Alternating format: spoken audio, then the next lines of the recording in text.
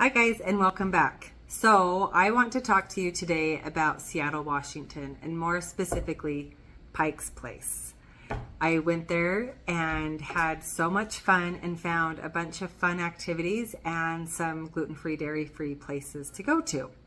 So the first night, I really wasn't familiar with Pike's Place when we got in from the airplane, and so I pulled up my app, Find Me Gluten Free, and clear over on the far side, I found this place called Aerlume. It took me a minute to figure out how to say it. It's a really fancy restaurant. You can see here that it has some really awesome views, but I was trying to be a little bit more adventurous. They do have a dedicated gluten-free fryer, but not a gluten-free menu. So when you go in, you have to ask them about it. But look at what I ordered. Isn't this so beautiful? It's octopus.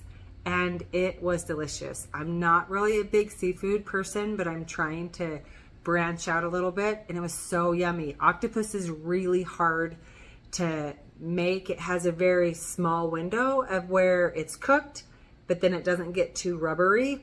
And I felt like the majority of this octopus was really yummy and not that way. But all of the vegetables and things that are on the outside were absolutely delicious, and that sauce was to die for. So that's one that you can go to. Then the next day we did an underground walking tour, which was so fun. I definitely think that you should do that while you're in Seattle. But I found this place, Numero Uno Pizzeria. I loved Uno Pizzeria growing up. They were in California and I think Chicago. Deep dish, awesome pizza, but they said they had gluten-free pizza. So I went inside to see. Oh my goodness, you guys, look at this pizza.